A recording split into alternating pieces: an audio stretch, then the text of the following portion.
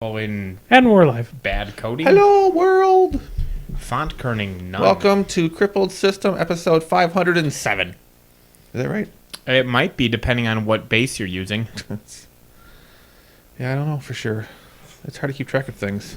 Episode 202. We are Shayless. We are Shayless. I found a picture of the internet of old Andy.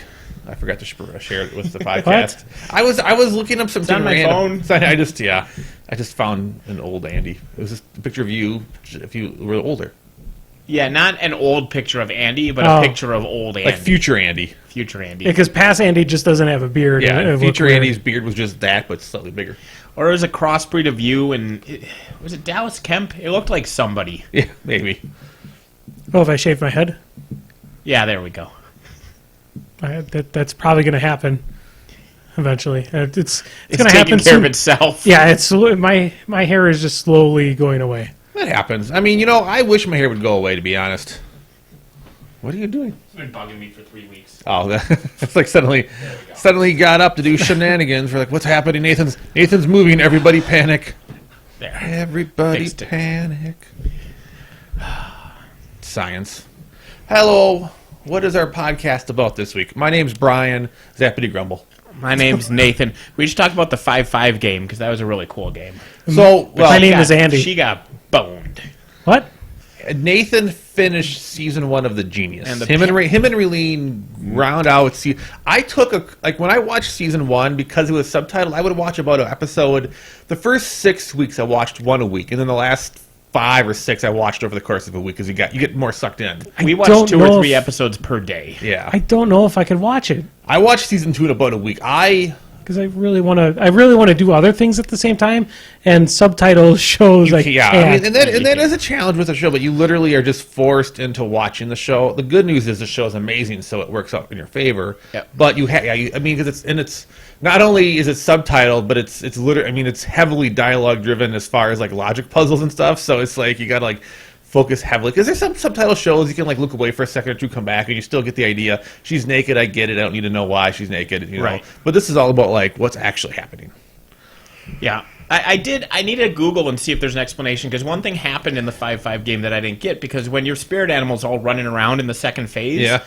he ran in and he slipped a note in the pocket of one of the guests. Okay. And they never mentioned that. And I thought he was going to say, I gave you a note, 5-5, sure. a la the Jinho thing, which I had told Raylene. I'm like, I would high five 5 of them. Yeah. I would, But, that note whatever came up. So he was just randomly giving notes to guests. Yeah, the big thing. I like one of the people from season 1 a lot, so I just referred to him as my spirit animal, because he was just very mischievous. He was able to read people very well. He just did a lot of stuff that I really, really liked. And he's a K-pop singer. He's an older. I haven't been able to find his music, but that's okay. I'll look at it more. He also, I don't know if it was from illegal gambling, I think, that he got a bunch of, his wages garnished. Yeah, that was a running joke, his wage garnished. And they even mentioned, because when spoiler, he doesn't win it, but they mentioned that he had put his wage garnishments on hold because he was going to use his winnings from the Genius to help pay off his gambling debts. So the 5-5 game is they bring 10 strangers into the room, because it was down to the last 3 contestants. Was it 10 people? The important thing is that they're about to get an explanation of the game. Sure. The players did not. Correct. The players were just told, go. Well, they gave them. Well, first they gave them. I said, here are 10 new people.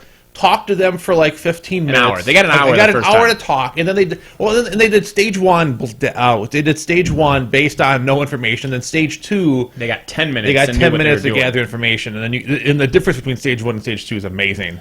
But the game was there are the 10 guests, and this would be a cool party game if to not tell people what they were doing, because that was great. They gave the players an hour and just said talk to them, figure stuff out, learn about them, and then they played round 1 of the game, which was they had to take turns, and they didn't get to see what the other people did, but they came out and they asked 3 questions of the guests. Okay. And they wanted to they were all yes/no questions. Well, they were true/false statements. Sure. And they wanted 5 trues and 5 falses.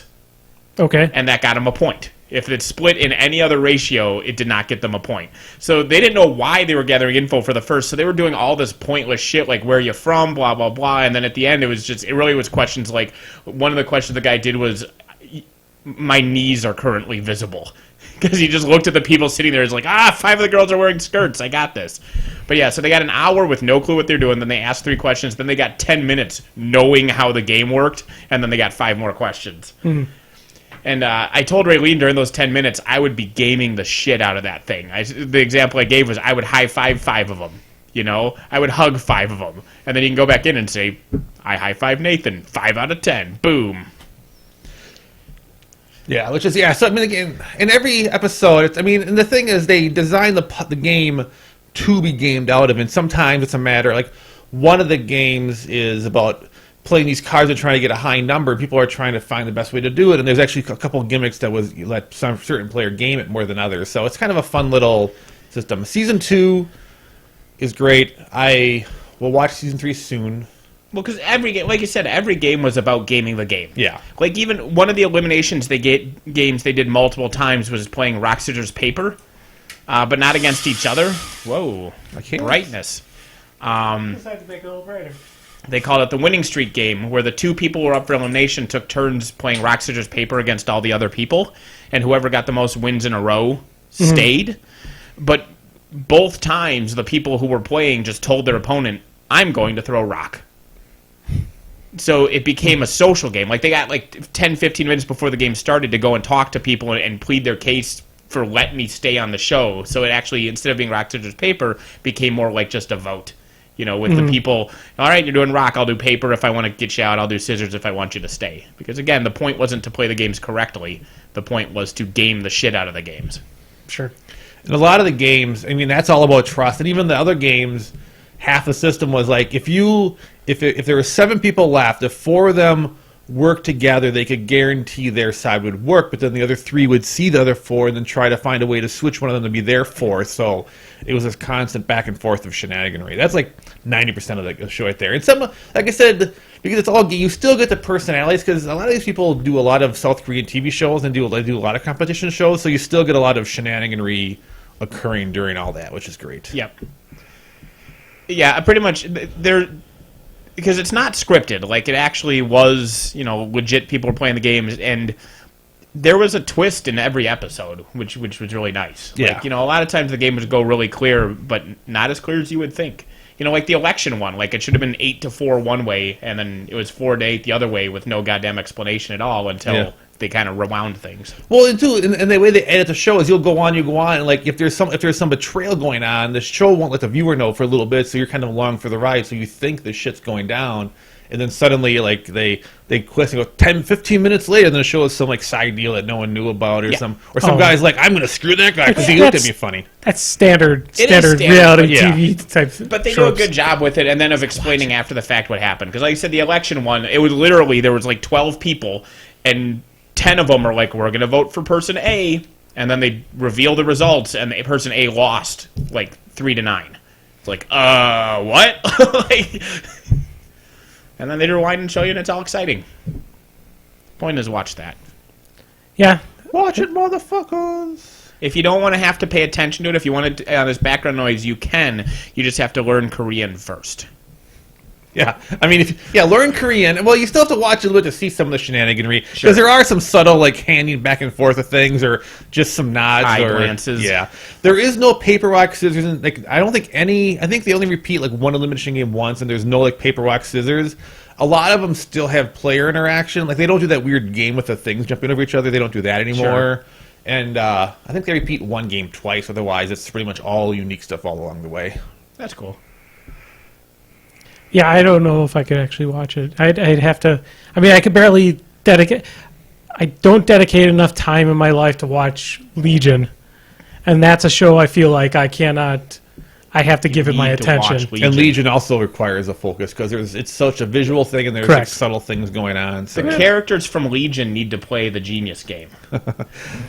Also, I'd say, like, Korea flies under our radar. Like, we all focus on North Korea and all that stuff, but, like, South Korea, as far as, like, a cultural source, Americans don't tap well enough, I don't think. Because we're all about Japan, and you got the animes and the samurais and the whatnot, and Japan. Oh, I definitely... I think K-pop is starting to... Like, people are familiar with the concept of K-pop, but I don't know how much Americans really listen to K-pop. I don't know. I just feel like Korea is like a really cool country that Americans don't focus enough on. We focus on China and North Korea because they're scary, and Japan because they have the animes.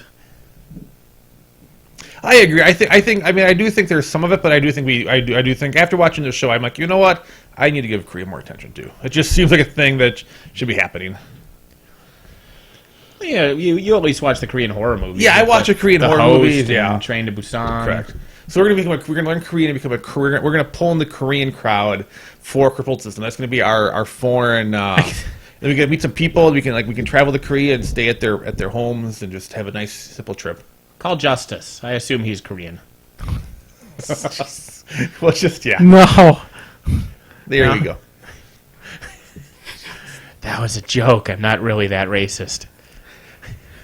And they play some of the K-pop every so often during the show just to make fun of one of the characters. I'm like, that's amazing stuff. Like, Yeah. I love K-pop. That's really a thing that I've discovered. I did find a YouTube playlist that's all the music from the show. Oh yeah, and I have downloaded a lot. Most of it Yeah. is on my Amazon playlist. Extreme Ways is definitely a song that I play a lot, which is ridiculous. It's just like a random song that was put in like a Bourne Identity movie.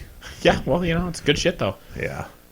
Well, yeah, and they have like a random song from Pacific Rim is Yeah. one of their background music sometime. What and- Tim told me in later seasons, they talk about like, man, I hope what I just did was worthy of an Extreme Ways song or whatever, because they know that particular song is played when someone does something exceptionally clever, so they try to call it. I haven't seen that happen yet, but he said that happens in the late seasons. You did tell me about them. They flash forward an hour, and it's just a guy laying on the ground staring at the ceiling, just broken. Usually the show starts, they fast forward 2 hours, and it's like it's usually people arguing or some big thing's about to happen. You can't tell what because it would ruin it, but there's always something. And like one episode of season 2, it just flash forwards, and a guy's just lying on the ground, broken.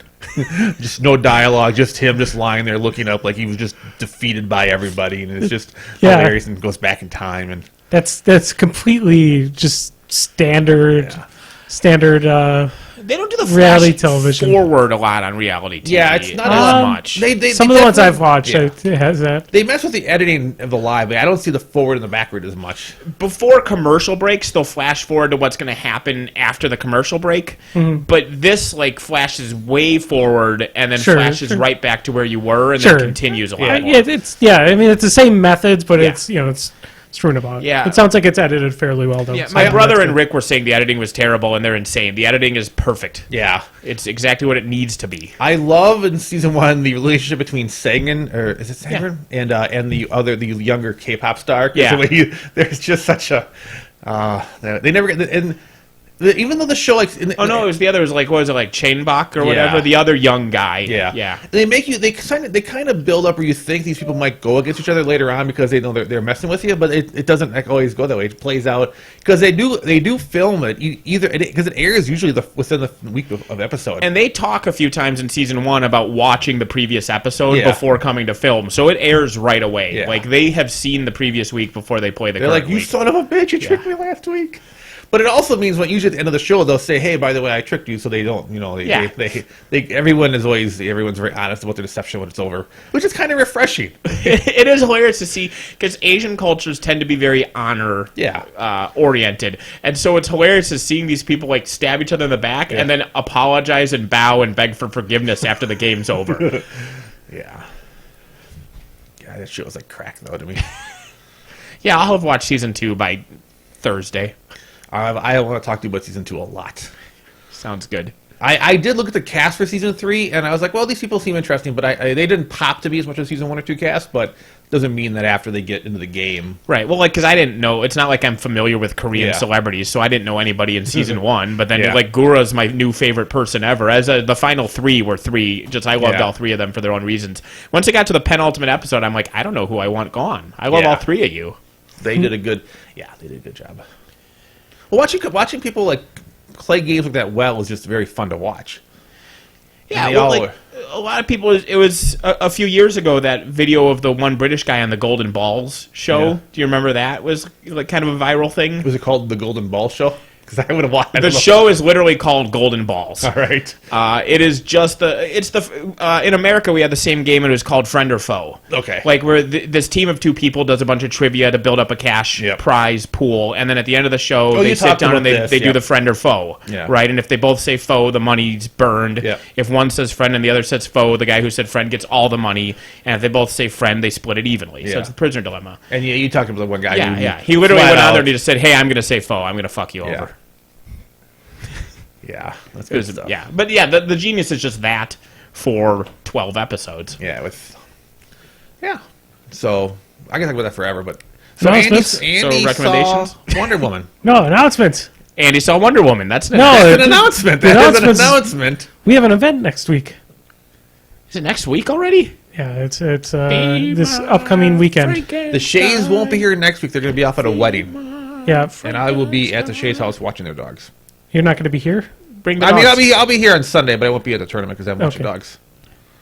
But yeah, we have our last call for the donate your Frankenstein charity event. Got a lot of folks that seem interested in playing in it. It's a event where you bring did I say 50 point or 75 point list? So some number of points. It'll be a surprise to everyone who shows up. It's on the website. It's a 75 point list. 75 points. No theme forces. Basically, you could put anything into your list. Anything that you put into your list will be added on points-wise to your entry fee. So if you're going to add in, let's say... anything that's not in your faction. That's not in your faction. So like if you're going to add an Earthbreaker to your list, that's $38 plus your entry fee. Food will be provided for the event. So nice. I'll be cooking out for folks. People like free food. Yeah. Well, it's kind of free. Your entry fee is going into the food cost. Sure. And then I also have some sponsors as well. I have News on Minis, Tectonic Craft Studios, and I don't know if he actually has a studio, but he's the guy who makes all those really cool weapons. You've seen the Pillars of Halak. You've seen Lola. Hand of God. The Hand of God. There's some really nice stuff. He said he's working on a Grimkin one, but he wouldn't reveal what it was. Yeah, I guess it's being released at Lock and Load. Yeah. Or he's bringing it to Lock and Load. But he donated to Aaron Gordon Broughton, I believe. I should have the name up before I even talked about it.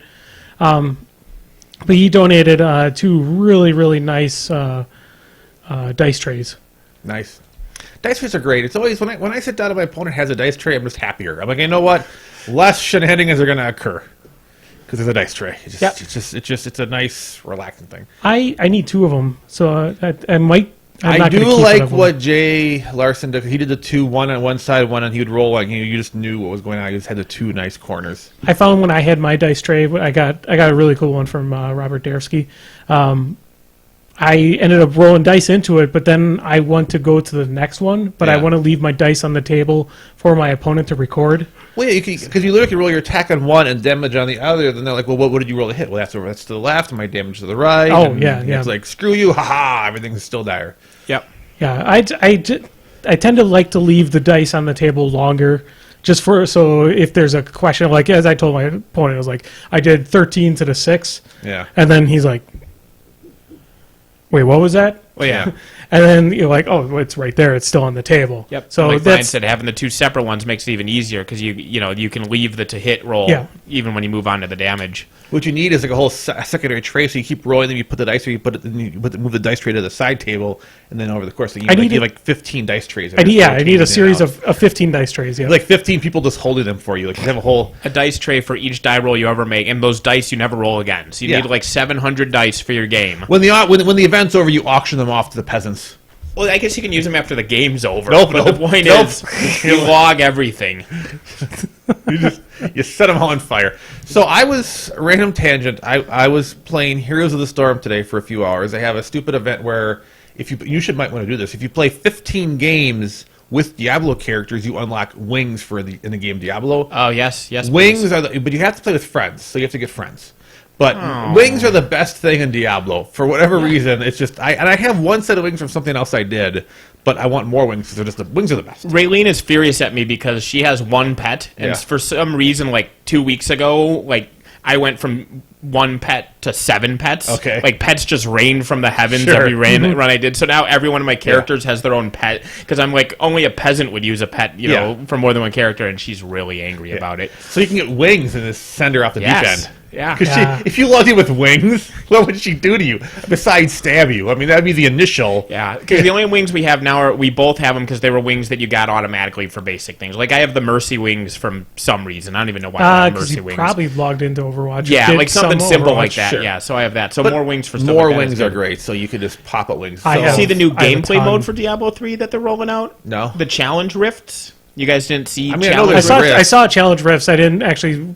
I haven't played Diablo. I only usually play during seasons, and I think I skipped the entire last season. I've been playing about every other. I'm gonna play. I mean, like everyone, when the Necromancer comes out, they should just be like, okay, season X, the season of Necromancers, where every single it's like every character is a four necromancer. It's all it's gonna be. I wasn't aware of how... I knew I'd been playing Diablo 3 a lot more recently than I had been, but my season... This season, which is what, like 2.5 months... Well, this is your first season too, so I played previous seasons. I thought. Oh, It but was, not, oh, this is this was the first. You're right. This is the first one on the PlayStation. Yeah. So I guess this statistic is PlayStation specific. Because I have the PC ones because you as can well. play with Rowleen in this But season, right? yeah, and we can.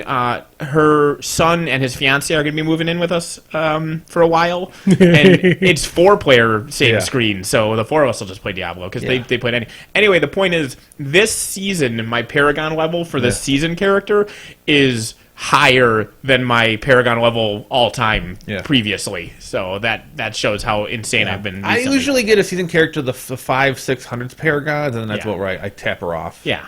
But then when the season's over, all that Paragon experience gets rolled into your normal characters. I don't consider outside of seasons. I find the game boring. and that's fine, but the levels are still there. Oh, and and then so and it still shows playtime. And it's the mail. Your mailbox is just like Filled with filtered. shit. I'm like, I guess it's just all. Some of it's just rotten. Let me explain challenge rifts, because you guys might find this interesting. Because there's no reason to play non-season, because it's just like, oh, look, and Correct. whatever. It's So grinding. other than challenge if rifts. you were playing for the story, and that's As I said, no reason to play non-season. no. I mean, when you first sit down and start playing Diablo, you're going to play it through the storyline at least for once. That's true. Maybe even that's probably a waste of your time. It's like watching season 1 of Parks and Rec. Like, Nah, if somebody tells you Diablo not to story's bother, fine. it's Like, fine. but It is when they fine. add Mathiel, is actually not too bad. It's not. Mostly it's season 2 that stumbles because Belial is the lamest villain. On Parks and Rec. Yes, Belial on Parks and Rec would have been amazing. Just like a cubicle in the corner. Anyway, Just like Asmodan, just no. what challenge rifts are going to be is they are going to. I don't know if it's completely randomly or if they have somebody that's going to pick and choose. But the point is, for some X period of time, it might be weekly or Does whatever. Belial work with Jim, or is he more of which person is he? Turns That's, out you're that talking about The Office. Dwight was Belial the whole time. No, I just want Blight. I'm just thinking him in the office now. Yeah, I Blight? know. Blight. Yeah, Blight. Belial and Blight. That would be their couple name. Did you guys watch the Legend of Neil? No. It was like a web series like a decade or so ago. It was this guy gets transported into the Legend of Zelda. So he's the character of Link, but he's from our world, so he's familiar with video was game Zelda. logic and stuff. Yes. Felicia Day was the fairy. But anyway, they had a parody of The Office in that with Ganon and all of his minions and stuff. Sure. And it was amazing. Anyway, challenge rifts are going to consist of... I am very interested in challenge drifts. I swear to God, I am. You're busy killing a Rancor. I'm multitasking.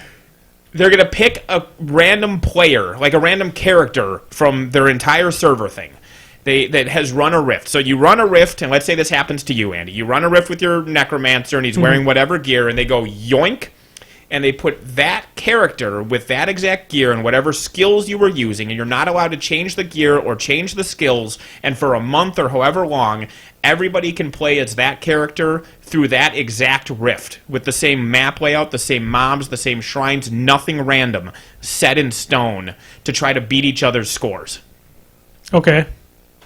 which is kind of cool. I mean, of your friends. It's just everybody. They just post it up on Just of your friends or just anybody? everybody in the world. They Okay. say this month's challenge rift Is Neil. is Neil the Necromancer that Andy Welton ran this rift, and here's the time he got, and everybody tries to do the rift faster, and whatever.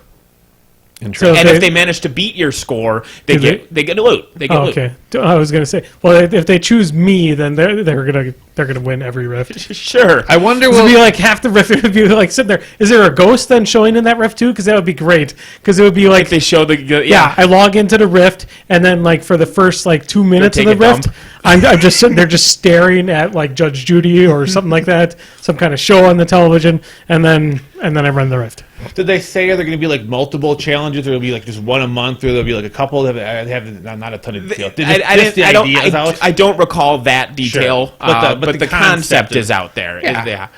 You know, and there will be a scoreboard so you can see other people's times and, you know, brag to your friends that you finished it faster than them and stuff. And that's neat because it's fresh. Yeah. Right? Because not only will it be a new thing, but they're talking about they're not going to grab people who are running complete sets. Yeah. You know, they're going to grab somebody who, you know, is level 57 and has 4 random legendaries and 3 blue items because they haven't found anything good yet, and that's the shit you're going to use. Yeah.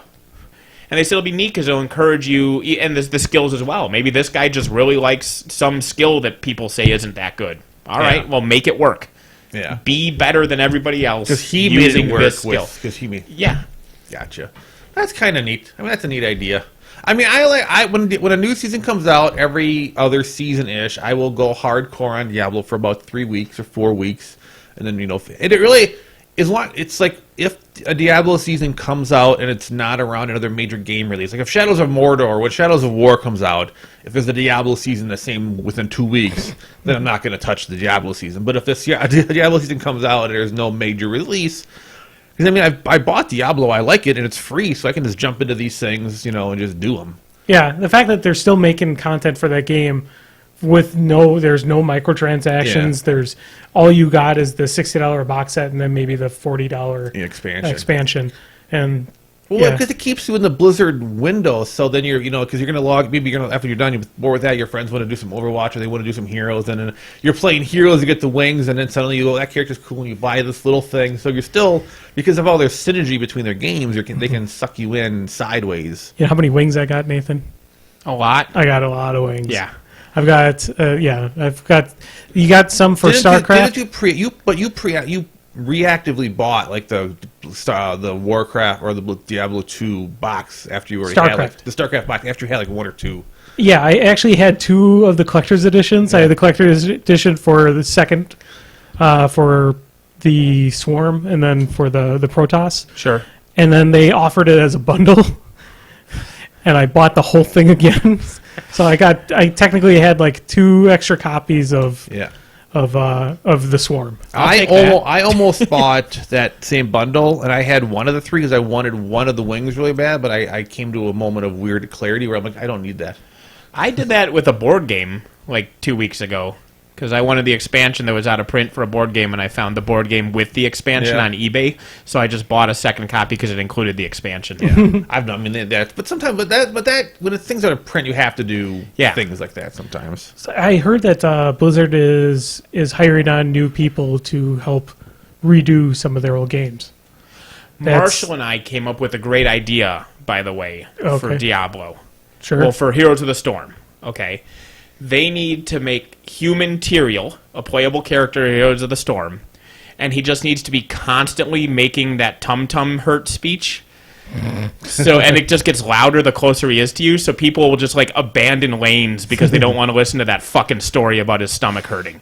And he'll drop things like Creep, like Zagara drops, but they'll just be loudspeakers that just play that over him, so that he can keep people away from strategic areas because they don't want to hear that fucking speech. And they can't just mute it because they have to communicate with their friends, over Audible or whatever. Somebody posted it was the guys who do the Carbot animations. Yeah. Who posted a what if Deckard Cain was a character in Heroes of the Storm. Very entertaining. But Deckard Cain would be I'm surprised that Medivh is even a character in Heroes of the Storm. And if they could do Medivh, they could do Deckard Cain. Yeah. He's an old man. Yeah. They added a new character to Heroes this last week. I don't know who he is. Malthael? Yeah. He's the god of death. I know he's got death. I don't remember him. He's literally the villain in the entire expansion pack for Diablo 3. Yeah, I remember that. Fair enough. So you haven't played the story then? I did Or Diablo you haven't character- done literally someone 1,000 bounty No, runs. he is. I thought he was a Diablo character. I said, this looks like this isn't the Diablo villain. And someone's like, no, he's from Warcraft. I'm like, I think that's confusing to me because Yeah, then that guy just lied to you. They're doing a Diablo event, and that guy looks like that Diablo villain, but you said he's a Warcraft guy. I don't understand anything anymore about That life. person lied to you. Yeah. I mean, I was half paying attention at the time, so he may have said, yes, you're right, and I heard, no, you're wrong. So, I mean, it could have been me, but I'm like, I thought, yeah, so. Anyway, I should listen to people more. Someone in the chat mentions that the new Shadows of Mordor game looks amazing, and you're right. I'm taking 3 vacation days when that game comes out. I mean, I love not working, so I mean, any reason not to work is also easy for me to take. I'm going to wait till about a year after you're done playing it before I start playing it. I'm already out of vacation time. For the rest of this calendar. When does yours reset? It resets the second to last week in the year, not the last week. That's part of why I'm out of vacation time, is that I had 40 hours of vacation time left towards the end of last year, so I put in the entire between Christmas and New Year's off. Yeah. And then it turns out that it reset, so I lost all of that banked stuff and then used up 40 hours of this year's stuff in 2016. Because the last calendar week of 2016 used my 2017 vacation time. You couldn't talk to HR of your store. A lot of the company I stuff. could have canceled the vacation and not used it up, but I'm like, fuck it, I already put Well, it in there. you lost all your bank stuff no matter what. Yeah, I lost all my bank stuff no matter what. There was nothing to be done about that. Yeah. That sucks. That really sucks. Yerp. I mean, we could just, blame Nathan for not knowing ahead of time. But that shit happens occasionally, and it sucks. But you'll never. It won't happen this year. Yeah, no. I mean, you use it all fucking up. I mean, I have vacation time left, but it's all earmarked. I have coworkers who are like, they know the rules, but sometimes, well, I was just busy, so I couldn't take vacation. Like, you can always find time. Yes. I mean, I have been more busy than ever this year, and there are time frames where I just can't take vacation, but I still fucking find a day here or there to do it. I mean, it's You your don't have time to go away off. for a week, but take a 3-day vacation or just take a random Tuesday off or something. Yeah, there is always an opportunity. Random to, Friday or Monday makes a nice 3-day weekends. Yeah. Works well. I believe in you people. You can find time not to work. So, if you guys watch any of E3? I watched a fair amount, but not everything. Anything that you're excited about? Well, the guys who made the one game I like made a new game. True. Yeah. Until Dawn. So when people played Until Dawn, it was a single-player game where you controlled 6 characters or 7 characters throughout the game. 8 characters throughout the game. It was 8. Yeah. It would dwindle. Well, you started with 8 possible characters. And You controlled each of them at least once. Yeah.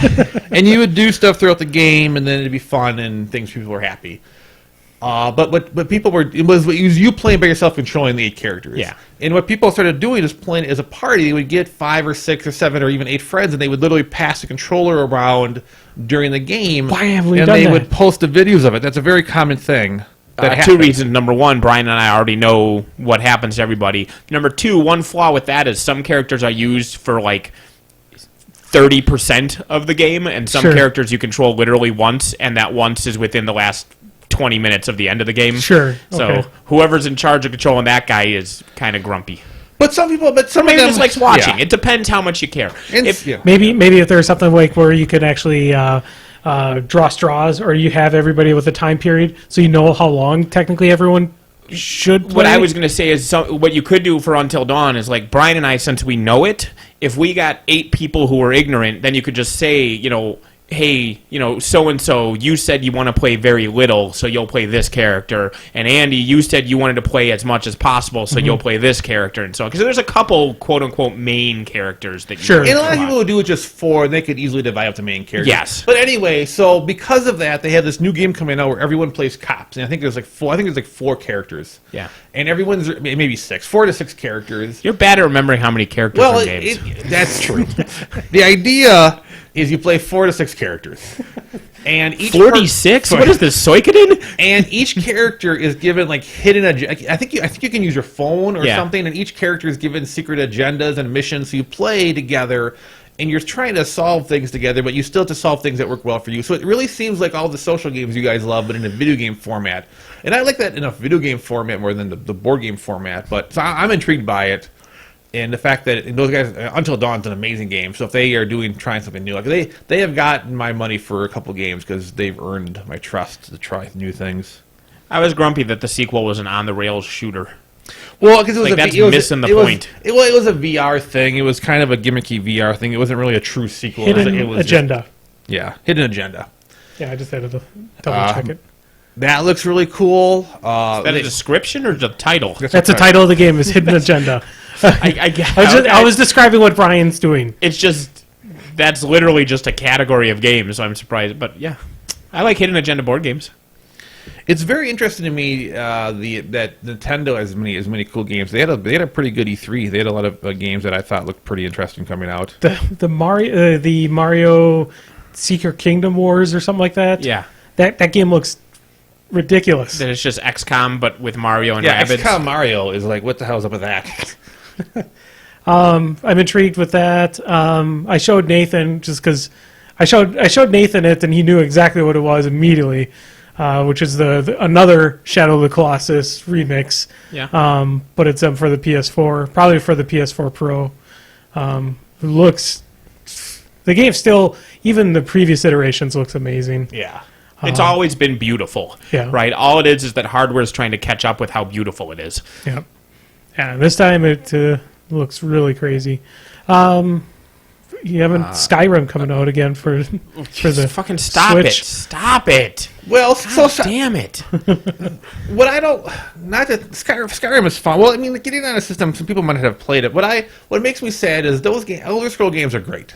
I think it's a pretty safe statement. But their last two new games have both been online. Like they did Morrowind, what just came out as a Morrowind online. Before that was something else online. Oh, yeah, the Elder Scrolls. Oh, so Morrowind isn't just a reskin of Morrowind? It's an online version of Morrowind. Oh, okay. Which, I mean, is fine, but, I mean, sometimes I like multiplayer online games. But I also enjoy a good solo game. Like, I put in $100 to The Witcher 3. I put in a bunch of time into Horizon Zero Dawn. And Fallout 4. Fallout 4 VR, by the way, if that's how that's done, can be just fascinating. Yeah. That's the kind of, like you mentioned Until Dawn on Rails. So many VR games are just disguised Rails. Some are better than others. And the ones that aren't, the ones that are truly walk around and do stuff are more poly, pixel level quality. So, I will say Resident Evil 4 was actually full on that way. But... Or 7? I'm sorry, 7 was full on. Resident Evil 4 is like... They turned that to VR now? Yeah. It seems pretty cool. But 7 being VR is amazing. So seeing Fallout 4 VR, so that's the kind of VR shit I want. And speaking of VR, they had a thing for Japanese, like the Nintendo World of Japanese. When you play Mario Kart, you literally sit in like a cart, and you have a wheel, and you have VR. You're not only wearing the goggles, you have things on your hands. So you put your hand in. So if you get an item, you throw the hand in the air. You have to throw it forward, or you got to make shifts with your hand to like throw. So you're steering, and you got to throw stuff in your shells and things. So I was watching the people play that virtually, and that looked really fun. But that only exists like at a Nintendo game event in Japan. We should go there. Metroid, and hopefully two new Metroids. Better than two of them. Two new Metroids. There's a 3DS one. Oh, and then they're doing another Metroid Prime, aren't they? Yep, Metroid Prime 4. Which I never got really into the Metroid Prime series because I'm obstinate sometimes, if you haven't noticed. And to me, Metroid was a side scroller, and so I just the new one. Well, yeah, and that's the thing. But part of me just recoiled at the concept of a first-person Metroid, and so I just didn't get into it. That's on me, not on it. But Other M was terrible, so I'm hoping this one's good because I love the Metroid series. The side-scrolling Metroids are really good. The Primes are actually overall are really good games. They're they still kind of actually capture a lot of the feel of Metroid, even though it's a first person. Yeah, like I said, it's not it's me. You know what I mean? I've heard nothing but good things about the Prime games. They're supposed to be amazing. It's the one where I felt like I was going to break my controller in half consistently. The final boss, I think of Metroid Prime, you had to hold a button to strafe. Hold a button to charge up your weapon. You also had to hold other buttons as well, so you can move. Yeah. Because strafing's two buttons. It's the joystick and the turn on strafe as opposed to rotate. And also a lock on as well. Yeah. So and the boss is throwing shit at you the entire time. So you're trying to avoid everything, charging up your beam to hit it there. It was, my hands were like. I guess I like games is my first statement. I get into third-person story games the most, but I really enjoy the Wolfenstein first-person game that came out like a year and a half ago, Yeah. like New Order, and there's a sequel at E3 that's coming out this The next Colossus. year. The Colossus thing. But how terrible in it that you kill poor Nazis. Yeah, but You seen this shit? No. People No. are complaining on the internet because, of course, you're killing all the white people. It's like, shut up. But yeah, so All right. so the ridiculous thing. So first person gaming and Metroid being first person. So I didn't. For whatever reason, about 15% of first person shooters give me motion sickness. And like the first Metroid I tried playing did that to me. Prime. Yeah, I remember you And can't be in the same room when I was playing it. And there were but I can play like Half-Life 2 gave me just a tinge of it, but the game was too good that I'm just gonna fucking push through this and have to stop every few hours. Fucking But gravity gun. Oh, so but good. yeah, it's something about. So Metroid was fun. I tried to watch it, what I could or play it, but that game just made me so motion sickness. But other games I could play for like 30 straight hours and not have a problem. But just once in a while. First person, I could never play GoldenEye. Like everyone loved GoldenEye back in the Nintendo days. That game gave me terrible motion sickness, so I never got into it because it made me just nauseous. You poor soul. I know. I was denied the gold. I mean, everyone talks about it. I'm sure it was fun. It's just a game. I just would have to have a bucket next to me if I wanted to play the game. And I did play it a couple times because people loved it. I'm like, okay, I got to stop, And I obviously was never very good at it when I played it because I was dying. But it worked. Sure, that's why you weren't good at it. That's why I wasn't good. It's a cover story. You took Epicac just to make it look like that was the cause. This is something that would be really cool for our cast if we would ever get onto it. Skull and Bones, Yeah, the pirate simulation. Yeah. That looked neat. I was watching the gameplay of Skull and Bones. It looks like you have two squads go into an area, gather the most loot, and try to get away. I almost wish there was some of that versus.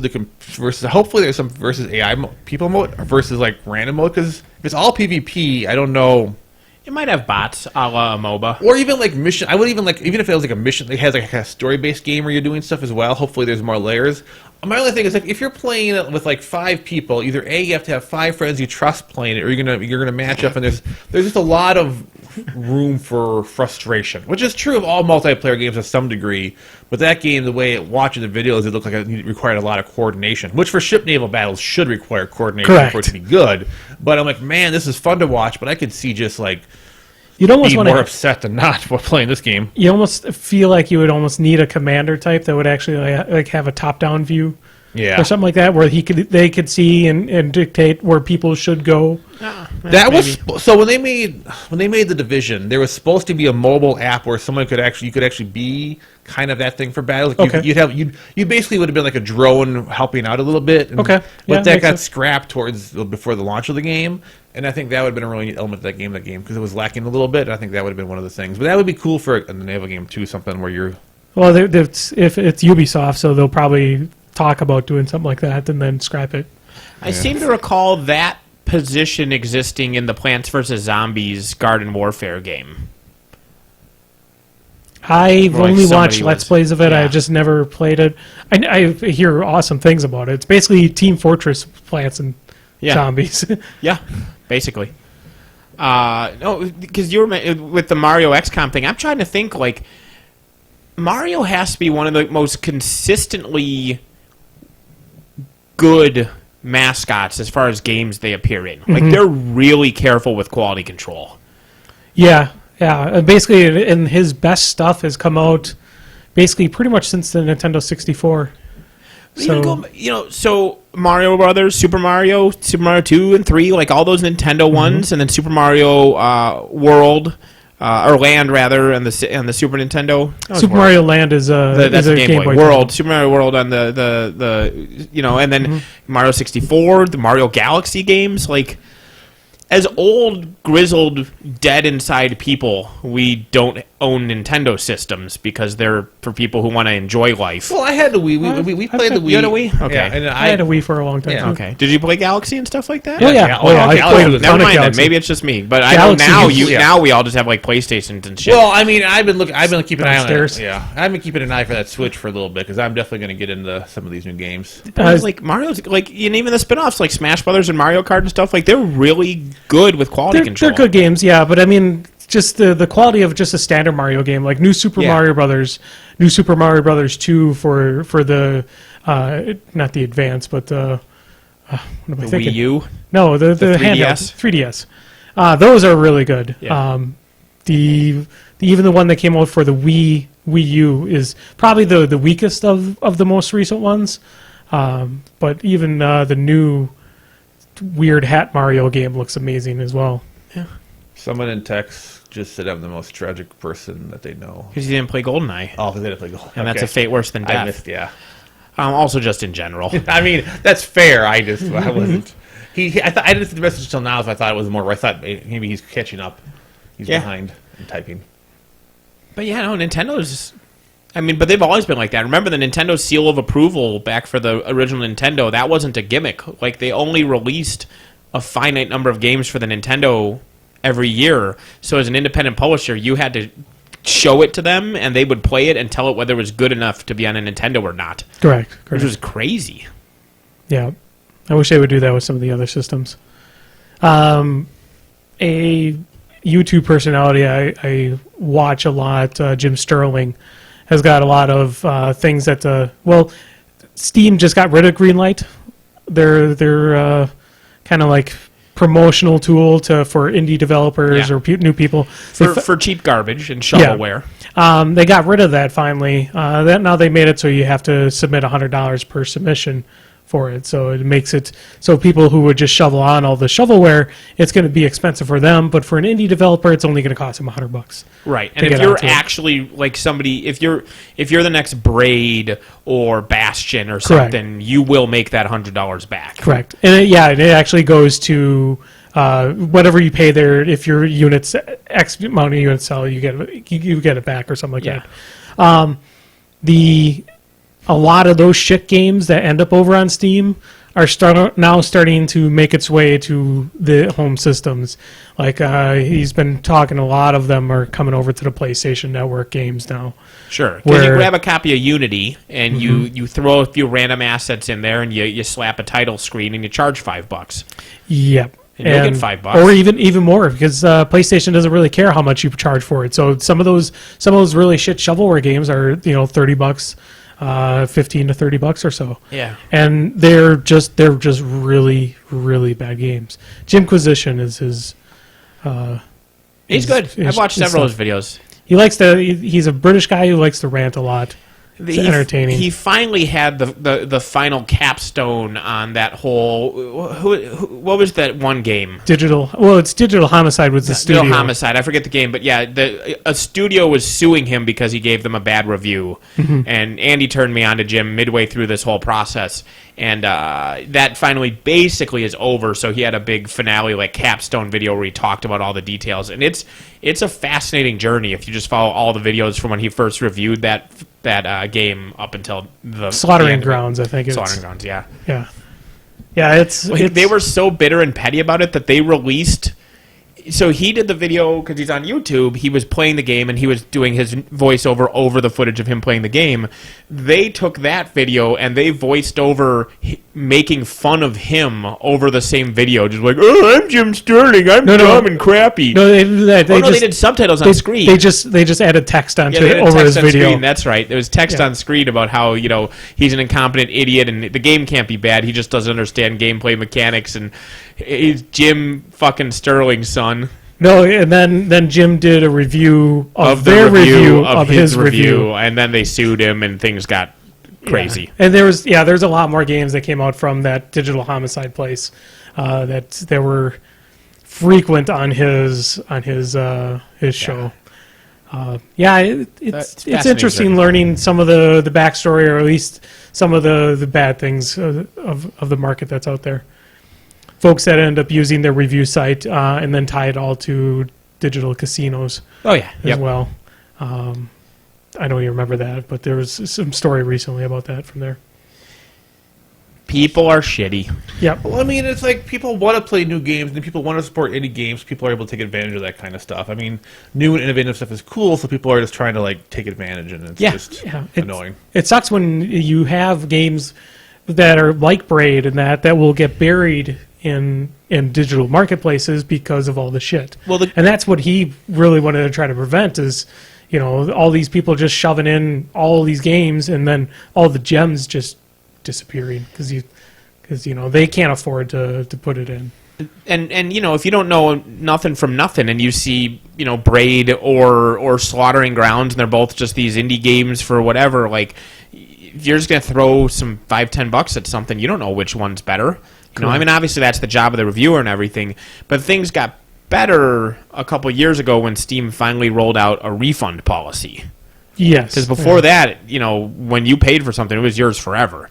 Like now you can refund stuff. Like I refunded Civ 6 because my computer inexplicably couldn't run it because of how computers work. I got a game I liked a lot. It was just No Man's Sky, didn't you? Didn't you refund No Man's Sky? No, I didn't. I kept it, even though it's still a shitty game with the updates. But there was a game I got. It was a survival. It was a zombie survival game where you have to go around and make stuff, fix stuff, and save communities. And it came out a few years ago. And me and Jeremy played it a bunch. Can't think of the name of it because I can't think of the name. State of Decay was State of Decay. It was State of Decay. Was it State of Decay? Because I think that was Microsoft only. It might be PC. I played it on. I could have swore it was State of Decay. I played it on Steam. But then they came up with a game of the... Well, I was going to say it's that game. It may not be that game, but that's what it was like. State of Decay. So then there was like a game of the year version that came out that was high-res graphics and a couple years. And I tried to play it, and the game... my computer... Every so often, if you have a certain video card, and if you have the right chain of events, it just wouldn't load for you. Yeah. So I just had to get my money refunded for that game because I wanted to play it because I enjoyed it, and they had added some little mods to it, some DLCs, and I heard how much fun it was, and it just would not load on my computer. Because I could have blown like probably 40 hours in like 40 it was Steam, hours. yeah. Yeah, no, I was annoyed because my Civ one was because my graphics card, all the statistics they dwarfed the requirement because I had bought a good graphics card, but the graphics card I had for some reason can only go up to like DirectX 9, and you need DirectX 10 to run Civ. Or DirectX X something. But it was 10 or higher, and like my graphics card, like all the statistics were there, like the RAM and all that shit. But no, just for no reason at all, the manufacturer didn't support DirectX 10 on that graphics card. It stopped at 9. Well, that's why I'm a console gamer. It's like, well, that's lame. But it's like it's not like I'll never hit that shit. Like I never have to deal with that. I buy a game for my console, I can play it. I never have to worry about that garbage.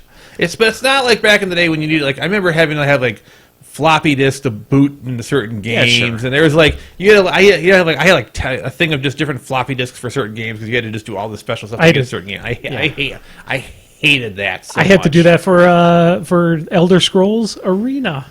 Yeah. For anybody out there who has the layer of the Elder Scrolls, that is the first one. And I get the frustration. Well, I know Morrowind was the first one. No, so it was a joke. And I do agree. I mean, I do agree. It is frustrating because of the computer shit where you get a game it should work and it doesn't, but I just get so much more. And I still play thousands of hours a year on consoles, but the PCs, there are certain games, like you can't get a good Civ experience or a Total War experience on a console yet. Right. I mean, I'm going to put another, when Total War 2 comes out, that's going to be 150 hours guaranteed of time. And if a console can handle it, maybe I could do it. But because I mean, I have to spend quite a bit of money on a new computer. Me and Chris are giving Andy shit because he just won't put the money down on a new computer, and he doesn't have the computer he needs to play the arguing game we want to play isn't even that expensive. Well, I hate I get a first-person shooter on a computer. I have to play with keyboard and mouse, and that's terrible. You son of a bitch! You're trying to troll me. I'll murder you. It's the best.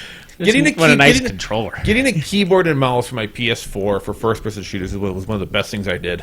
You should play Overwatch on there. Strafing and aiming with 2 joysticks is the best thing. Yep, way better than keyboard and mouse. It's so much fun when you put a keyboard and mouse on a console and you play against people who have it's amazing how your kill percentage and everything about you goes up. Everything about you goes up. Everything goes up. When you get one of those little those add-ons, I can't think what I had. It was $100 to convert a converter, but it let keyboards and mice work on the PC or on the PS4. people get so mad at you. You'd be called a cheater and all these kind of things because it's like, how dare you? You could aim and hit me. It's like, yeah, I got a fucking mouse and keyboard, motherfucker. Of course I can aim now. Enjoy your fucking controller, noob. To be perfectly honest, even just playing with keyboard mouse and then switching with a controller, going over to a console. So a couple times Overwatch has had free weekends. I've loaded it up on my PS4, and I have completely destroyed people on there. Oh, yep. Even though I'm using a controller, is you and I grew up playing GoldenEye, so we know how to use a controller to play a first-person shooter. When I was at the Hooks last year, and Keith had Overwatch on his TV on his PS4, and I was waiting for them, and I would play on his PS4, and I was a fucking god on that game on the console as well. I don't know what it was, but it was still a control. It was still annoying, but I still had more just control movement after like all the mouse keyboard. It's something weird about it, but Overwatch on the PS4 feels like it's moving in slow motion. Yeah, it does. This is not. When I was playing with Junkrat, I'm just bombarding an area, and I'm like, why is this just going so slow? Yeah, it's a little weird. I will say I did play hundreds of hours on the PS4 Borderlands with a controller just fine. But that game is more about shooting at an area than shooting at a target. Sure, unless you play Zero, which none of us did. Yeah. Yeah, it was not a precision it was game. just aim forward, problem solved type of a situation. Oh, God, I know with Destiny 2 being out on the PC as well as the console, a lot of people I know are going to be all over the place now. Because before, when Destiny 1 came out, it was only console only. So everyone basically played together. But I already know like half people I know are jumping to the PC for it. Well, there's talking more and more of crossplay definitely through Xbox and PC. There's a lot of crossplay there, but PlayStation supposedly for a couple games it's in their court. The consoles usually were resistant to play with the PC because of the imbalance. Because a mouse keyboard player will beat up because they tested it. Look here, John Henry. I'm not saying a great person with a controller is still going to beat an average person on a keyboard. But when you put two equally skilled people down, the mouse keyboard person is going to win. They ran the numbers on that shit. Facts.com, look it up. /org. Facts.com, look it up /org. Yeah, I mean, it's there. The data's there. But yeah, no, I don't know. Game's good. Well, I think for a lot of the crossplay, I don't think they have direct competition between the two groups. But like if you're doing like co-op or stuff like that, that's really where they've been going into more of the crossplay. I mean, it'd be cool to be able to just play with your friends no matter what system that you have. Well, yeah, it'd be nice, and that's what I like about the app. If I'm going to play, I caught myself, Andy. If I want to play a certain Lords of Water, I can play against them with whether they're playing on Steam or whether they're on Apple or whether they're on Android. I have a mobile device. They have a mobile device. The name brand doesn't matter. It's nice. If I buy a $50 game for my home thing, I want to be able to play against my friends, regardless. You know, if they want to make stupid choices and buy an Xbox, that's their life decision. Yeah, they can do that. But I would still like to play with them. Really? Do you want to be affiliated with those people? Well, I mean, they're handy. Someone's got to give them a little bit of mercy. I mean, they've made some terrible mistakes. Someone needs to help them a little bit. Like, I want to play Friday the 13th. I don't want to fork out $800 for a new Friday the 13th. How old are your computers? This one's running. This runs the podcast okay. Yeah, I mean you're does new. It though? I mean, does it? Something. It could probably run Friday the 13th. I mean, it could run Portal 2 just fine on there. If you can run Portal 2, you should run Friday the 13th. Yeah. And if you get lag at the wrong time, it'd be hilarious. Well, I got Friday the 13th on the PlayStation 4, so.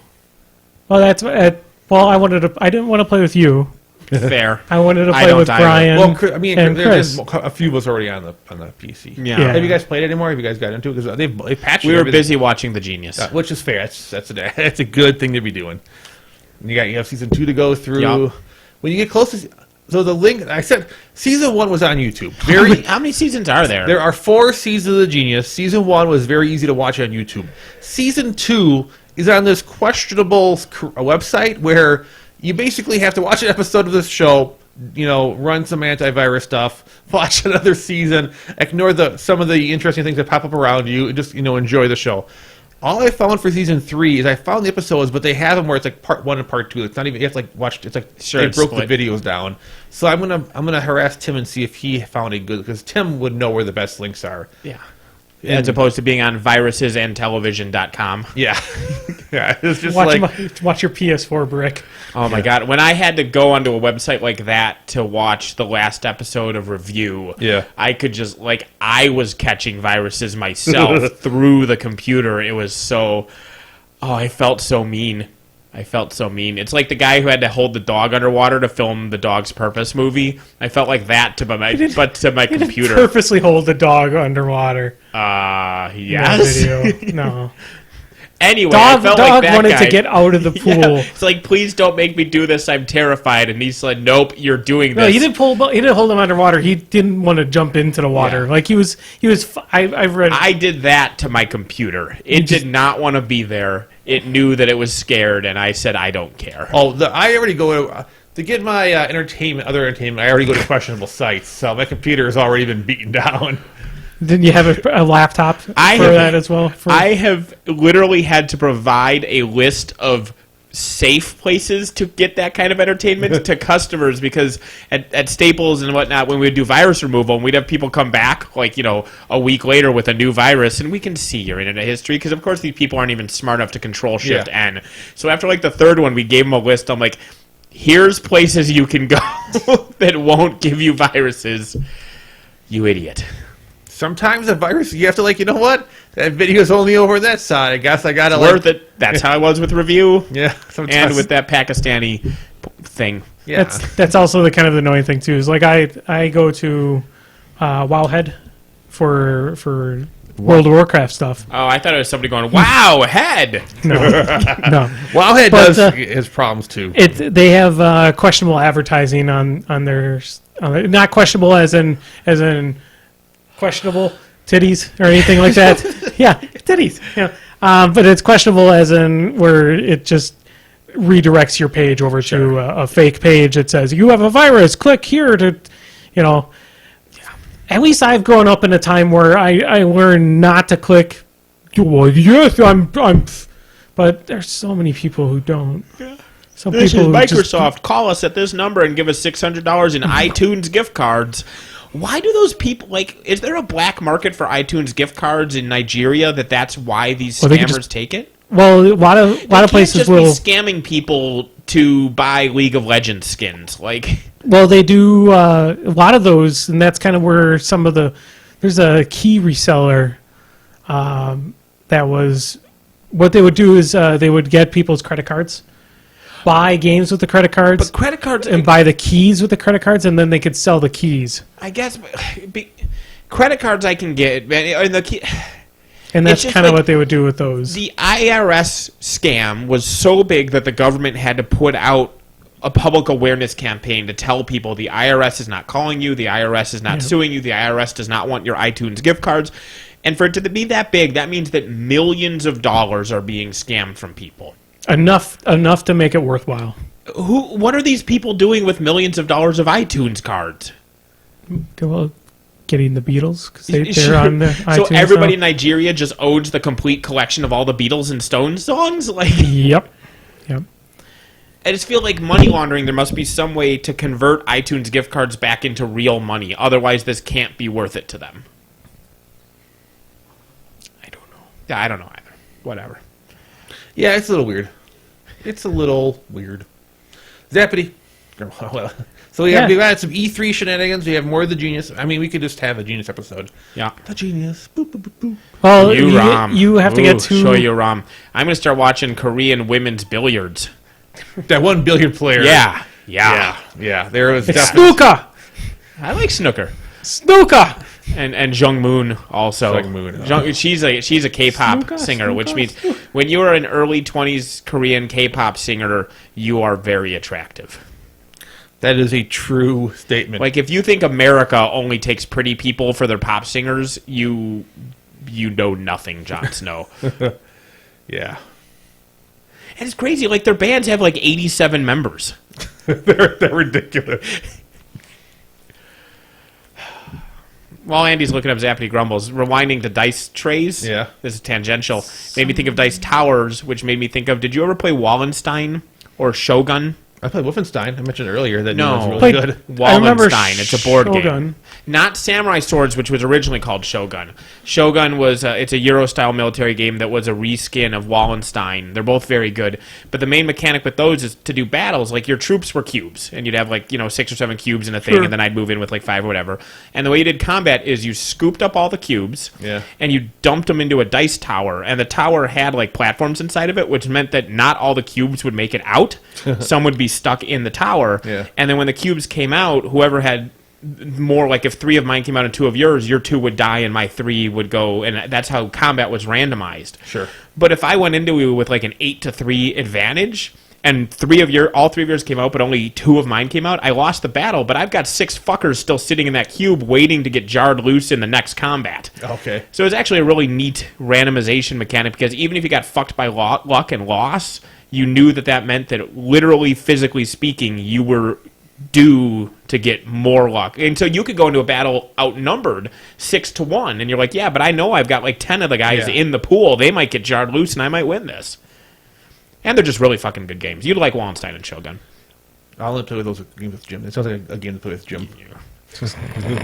One thing that Jim would get this part right, but one thing with Wallenstein and Shogun is that it's X number of rounds, and there are certain specific actions, which means it's a military game where you know that you will only be able to make 10 moves and 5 attacks in the whole game. And from turn 1, you know that this is a finite action pool. Sure. And when people don't get that, and they're like, yeah, last turn I'm going to move and attack a bunch, and you're like, this isn't Risk. You've already lost. You have lost. So somebody had asked for Zappity Grumble. Oh, we should also mention, too, WITC is happening in August.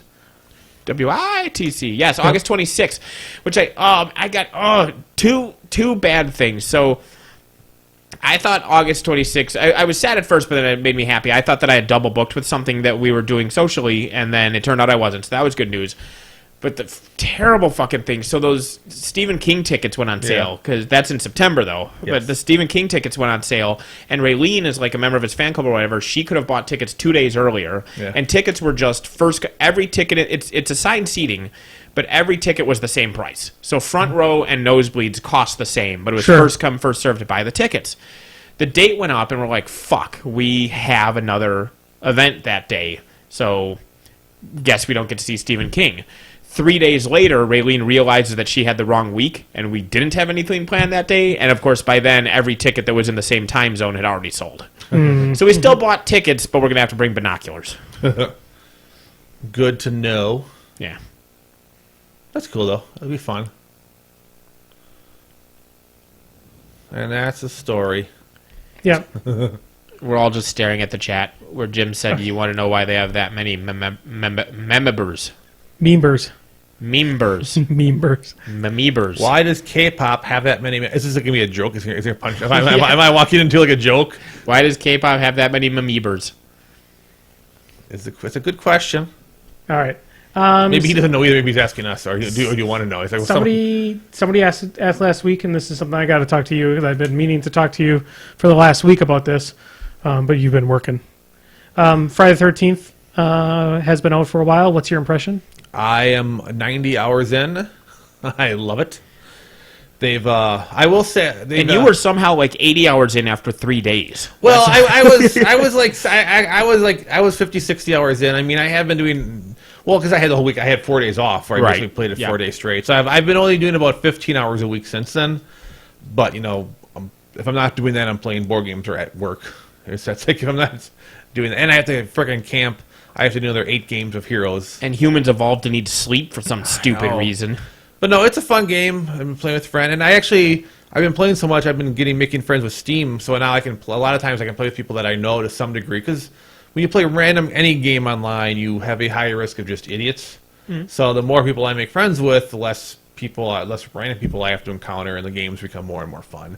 They've patched the game a bunch. There's going to be a big actual, instead of just having fixes, they're going to be a content update where they add some stuff to the game. I'm very excited for, because they keep fixing exploits people find, which is great, and I'm waiting for them to add just a little bit more meat to the game. I will start playing the game when they add Jason X. Yeah, I mean, Did Pamela come out on? I heard she was coming out on my birthday, or was that like a mislead thing? What? There's going to be a single player mode coming out there. There's no new character. There's no new. You can't play as Pamela Voorhees or anything like that. Okay, because like 2 weeks ago, somebody asked, "Do you have anything planned for June 13th?" Yeah. Because that's when the original movie took place, Oh. and they hinted on their Twitter very heavily. They dropped like a Pamela Voorhees quote, and so people thought that meant that it would be an alternate Jason, basically, but playing as Pamela instead of Jason. Yeah, I don't know if they'll do that or not, but I mean, That'd be cool. it'd be interesting. But she wasn't superhuman, I guess. Well, yeah, because she'd be running around, and you figure, because I mean, other people have guns and stuff, so you figure you could just shoot her once and she'd be dead. Where you shoot Jason, you just maybe Maybe it it's could be that guns are unavailable for the campers. that map or something. There's a thing. Yeah, you could. Yeah, who knows? I mean, they could.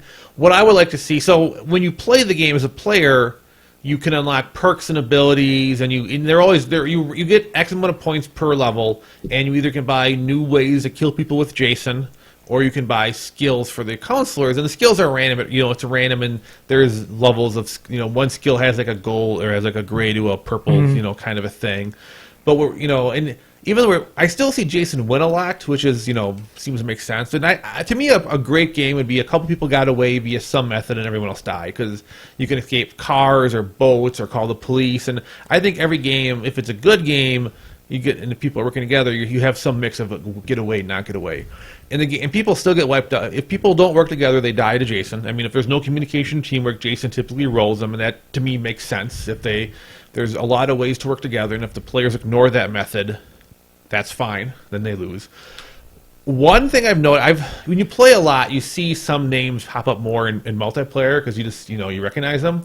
And there's this one character, his name is Kikiki Mamama. And all he does every game he's ever been in that I've been in or Chris has been into is he gets into the game, he goes under the nearest bed and sits there and tries to wait out the time. Because after 30 minutes, if not everyone's not dead, many people survive. Yeah. But Jason has lots of ways to sense people. Yeah. Or sense things. But for whatever reason, it's still that person's strategy every single game.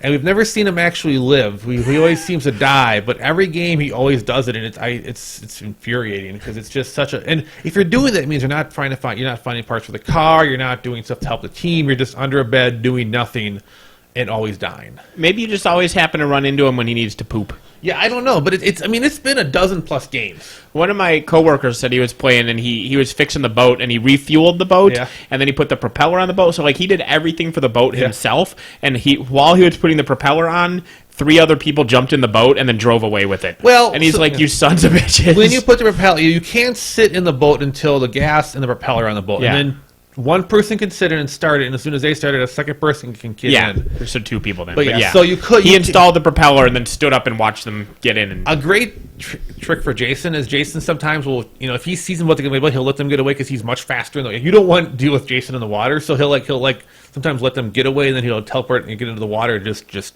sink them, because once Jason knocks you out of the boat, you're 100% dead. There's no way to. You try to swim away, but you never can make it away from Jason in the water.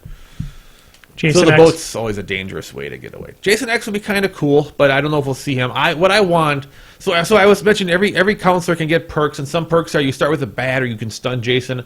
Sometimes when you play a game, if people are working together and certain characters are better with stunning him, certain characters are better at repairing. And if you get like 3 characters who are really good at strength and can really stun Jason, and they all have bats and they all have the plus stun, you can pretty much just lock Jason the fuck down for the entire match, and like 8 people can get away because you just literally just chain fucking stun Jason to death. It doesn't always work well, but it happens enough that it can be a little frustrating when you play Jason sometimes. Sure. But you got to kind of avoid that, and there are ways to mess with it a little bit, but it can be super challenging. And the players' teamwork should make it so you can deal with Jason, but like. What I think they should do is have Jason. They should add perks to Jason at some point where something's good. I mean, eventually, as people get the best perks and they start putting the best perks together, and you get a whole group of people who are working together with all the best perks, Jason never got a better perk. He doesn't have. He's capped at level. His level. Right. So, but it's not always a problem. And you don't want to not make players working together not be successful. Right, but it should be a requirement to win. It shouldn't be something that if you do, you dominate. Yeah.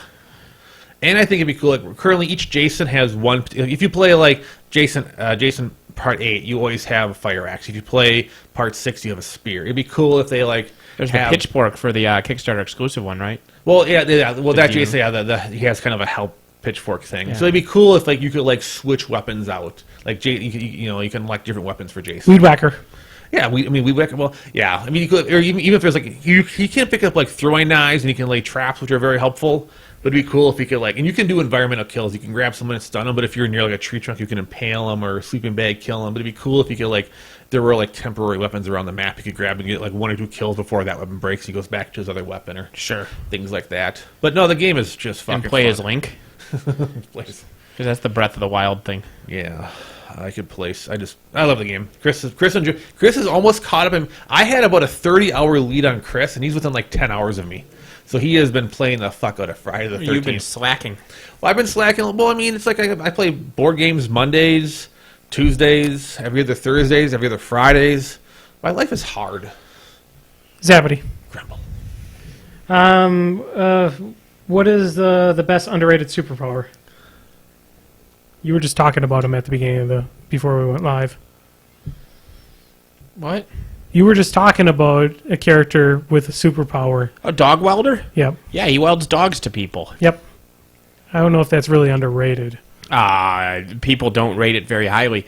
Teleportation. It's more useful than you would think. Yes. Yeah. It'll get me out of this situation right now. Well, no, because like you can use it. Like you don't have to just go to one spot. Like you could ape flight by just consistently teleporting like a 64th of an inch forward and stuff like that. I don't know. I like the tactile telekinesis. That was really cool. Superboy Prime. You know his gimmick. So he has all the powers of Superman, except in reality he has none of the powers of Superman. What it actually is that he has telekinesis, so he can lift things with his mind, control things with his mind, but only if he's touching them. And he thinks he has super strength, but he isn't really lifting the bus with his muscles, lifting it with his mind. And he thinks he's bulletproof, but in actuality, as soon as the bullet hits him, he's instinctively using his telekinesis to hold it away from his body. And flight is really like him pushing on the air with his telekinesis and stuff. So he thinks he has every ability of Superman, but he has none of them. That's clever writing to me. Yeah, that's kind of amusing. We did get an answer in our chat about the K-pop members, why they have a bunch of people. If Nathan wants to read it. Oh, no. That's fair. We now know why K-pop has members. Yeah, it's a secret. It's a secret that if you were in our chat, you would know the answer. Our Patreon followers will get the answer. There you go. What? Patreon? Yeah. Well, I have to do work? Yeah, make sure you tweet out the answer to Patreon. I don't think they really care. They care. We need to. They didn't care until I wouldn't tell them. Yeah. Now they care. We have a special Patreon-only question hour segment. Yeah. We could actually do that. We can actually set up that instead of having Zappity Grumble going directly to chat and that. We could, have Patreon. Well, regular have some mix. Like we want the peasants to still ask us questions as well as the Patreons. I mean, it's very important. All right, Zappity Grumble. I don't think all of us all answered that question. Only I did, and I barely answered it. I agree with him, though, completely, so it was fine. Yay! Who is the best fictional dad? Nathan and I discussed this earlier, and it also is the envy of everybody now. That's a good question. Al Bundy. I think, actually, I like the dad from Alias, Jack. Sure. He was just a fucking kick-ass motherfucker. I like the dads in some of those type of scenarios because they're just badass motherfuckers, and it's just they amuse me greatly. This ties into the Al Bundy one, but I also really like Hal from Malcolm in the Middle, Bryan Cranston's character. Oh, yeah. Yep. He's a great dad, a cool guy. Also super obscure, but somebody was mentioning this movie on my Facebook this morning. If you've ever seen Breaking Away, which is a 1980s bicycling movie, the dad in it he's fucking amazing. I will say this is a mom, but the mom from Burn Notice was to me the most well-written mom character I've seen in anything. Like she just felt like 100% real. Sure. In a ridiculous show, they just like nailed the mom character in that. But obviously, it's Father's Day, so it's not a good answer for the best dad. But that's the best mom. I mean, hands down, unquestionably. You also have Jerry Stiller, who's in Seinfeld in as Seinfeld, as as Costanza. Costanza's dad. Yeah. Well, Jerry Stiller also as the exact same character in King of Queens. Like, that movie isn't as good as Seinfeld, but it's Jerry Stiller playing a grumpy dad. So. Jack Bauer is also a great dad as well. He's talking to his daughter on the phone, and she's being attacked. He's like, shoot him, and she shoots him. She goes, I shot him, Dad. He goes, shoot him again. I was like, that's the best fucking advice Good job. any daughter has ever got. So she shot him again just to make sure. Oh, my God. I was watching it with Jim, and I swear to God, we almost hurt ourselves laughing at that scene because it was so awesome. I just got done watching recently Grumpy Old Men again. It's on HBO a lot lately. I watch it all the fucking time. Burgess Meredith in that film is he's amazing. Burgess Meredith is amazing, but you should watch Grumpy Old Men. I've never seen it. You never seen Grumpy Old Men? Nah. Oh, it's so good. It's pretty funny.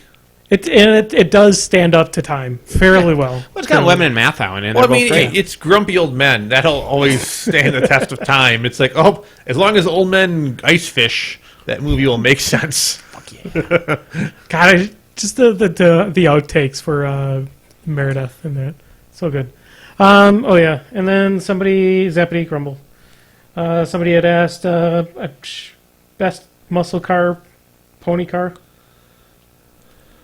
which is not really generally our podcast, but Yeah, I mean, I'm a big fan of the Challengers, Dodge Challenger, which I was reading. I actually, coincidentally, was recently looking at a thing about the concept of muscle versus pony car, and they were saying that by the original kind of definitions, the Challenger might be the only muscle car still available in America, because with shifting styles. Like, part of the definition of a pony cart is that you can afford it without being a billionaire. Sure. Like, muscle cars are giant and expensive. And American cars now tend to be smaller and cheaper. And so if being huge and expensive is a requirement for being a muscle car, they just are extinct now, except for maybe the Challenger. They were saying only the Challenger because it's the one that the lowest power one is already a V8. Like, that's the minimum. Sure.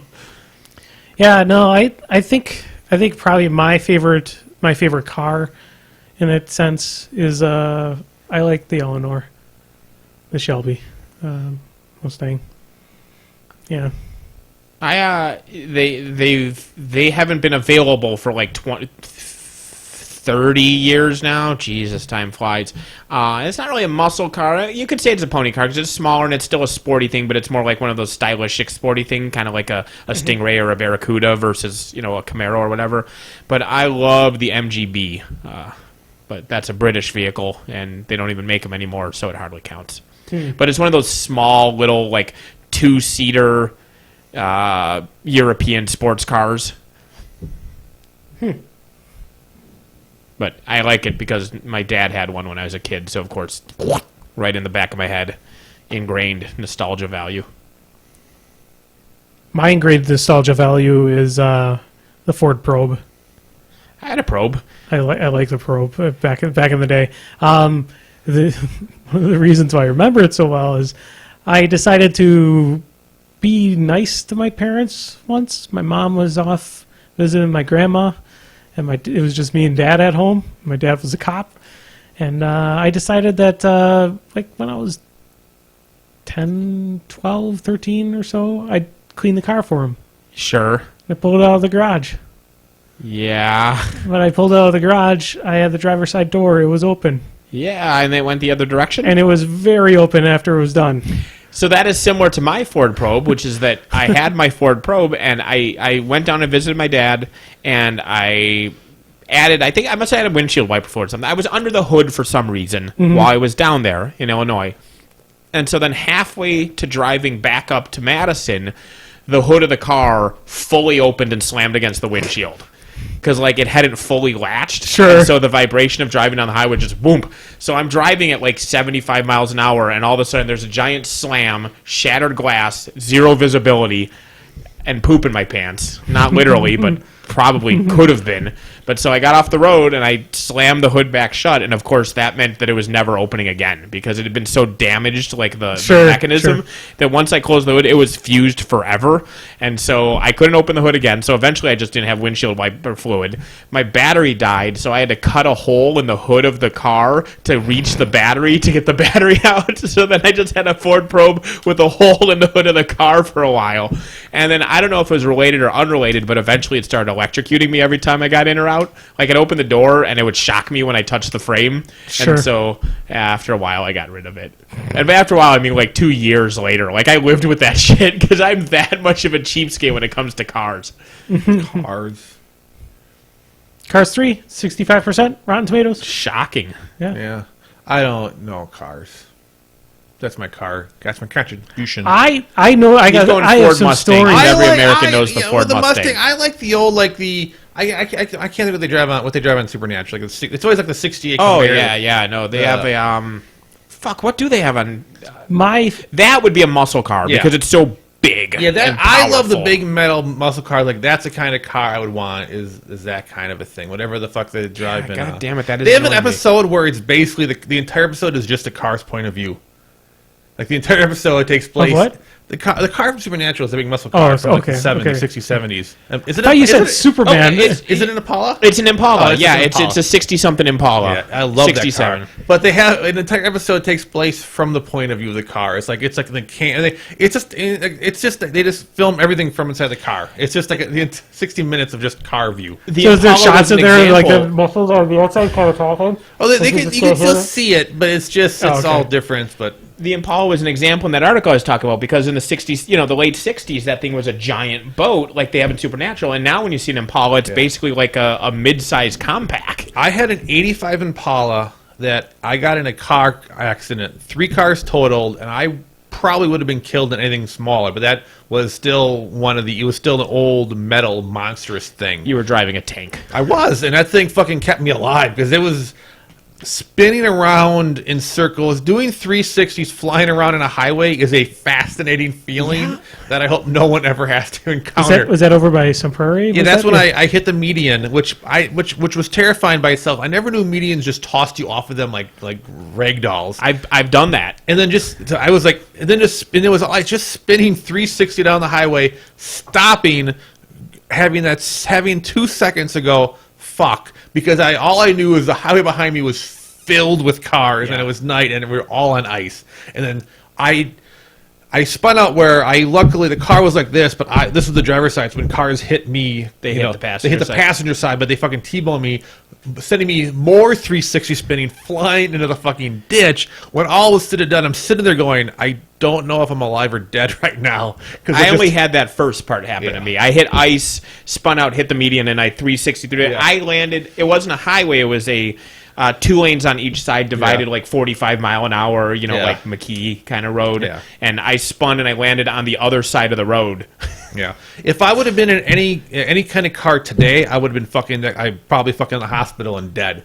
But I totaled my car, totaled the car behind me, totaled the SUV behind them. Every car that touched each other was all just destroyed, but no one was hurt. And then I got to call the person who invited me to the house. I'm like, I can't come because my car broke, and thanks for the invite. I told you I shouldn't come. And then she cried on the phone. I'm like, ha!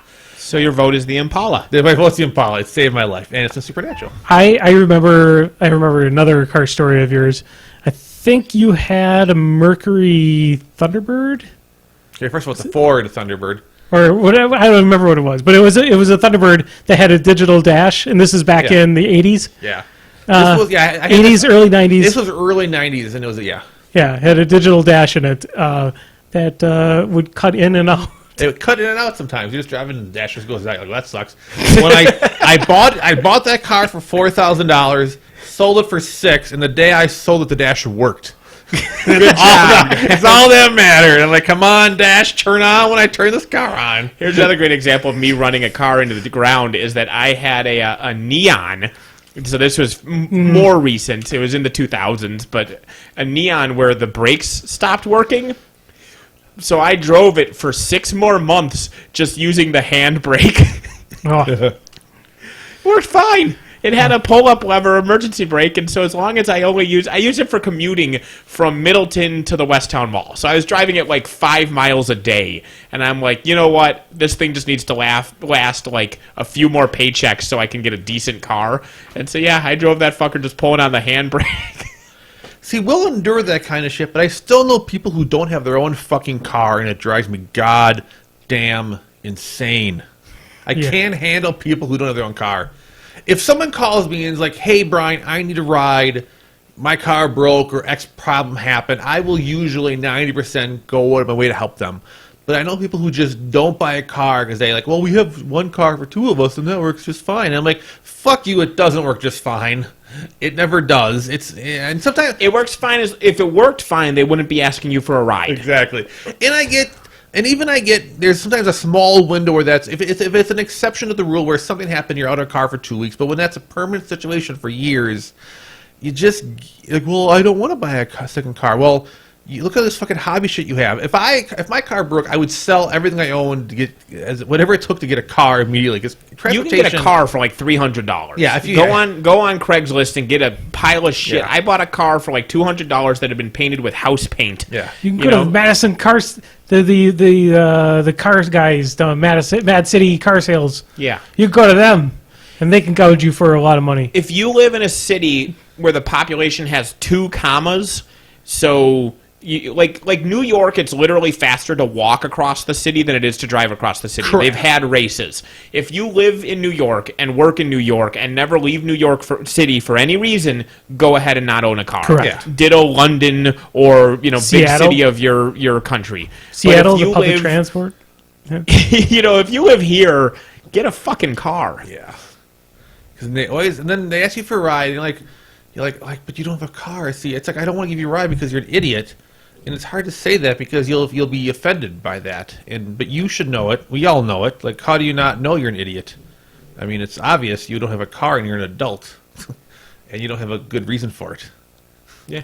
But anyway, that's my rant about cars. But cars are expensive, Brian. Yeah, stop buying other shit. Also, a word of advice, too, is if you're a riding passenger in a car with somebody else and you see something that's about to happen, you should speak up and say that thing You should. immediately as loud as possible. Not whisper it. Not whisper it. Don't whisper the problem. Problem. Like what? Problem. Right. Crash. Oh, stop sign. Okay, then. There's a time when I was skipping out of school. I was riding with Brian to go to Chimera Hobby Shop, I think. Yep. Over in Fond du Lac. We were a block away. We were a block away from Chimera, and Brian we're talking and just doing a thing. And The stop sign was like something had happened to the sign, so it was it was like propped up on like some I mean, it was sure. there. It was where it was supposed to be, but it was half the size and lowered. And I just didn't see it. And we were a street down there where we normally go. For whatever reason, I turned early. yeah, I'm like, Brian, And- stop sign. Brian, stop sign. Brian, stop sign. What? So we Crash. fly through it. We just hit the tail end of another car. Luckily, there's a cop car literally on the stop sign right adjacent from to see the entire thing clearly, which was just hilarious. But again, I don't know what car I had then. It wasn't the Impala, but it was another American '80s metal Mia vehicle. Right. It wasn't the. I think it was the Impala. No, it wasn't, because it was a tan car, because that car died on me in winter when it was minus 30 and I was in the middle of nowhere. Oh. That car nearly killed me. It just The broke. shopping cart car. Oh, God, there's somebody. We should turn into a podcast, a car podcast again. Yes.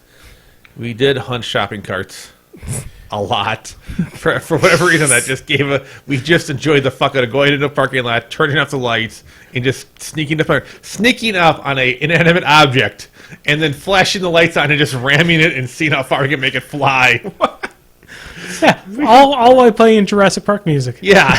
It's just we would go in stealth mode. We would skim it. We drive by. Ooh, that's a good ride. There's some loners out there. Come to the parking lot, turn out the car lights, sneak up to the shopping cart, flash on the lights and just rammed into it. I blew like a headlight once doing that. It was just all sorts of nonsense. I almost got fired from my job doing that once. Just ramming shit. Oh yeah, it was a lot of fun. If you hit it just right, because we could hit it, it would fly, hit like a curb, and then just fucking fly into the air and just start somersaulting over itself and just crashing down.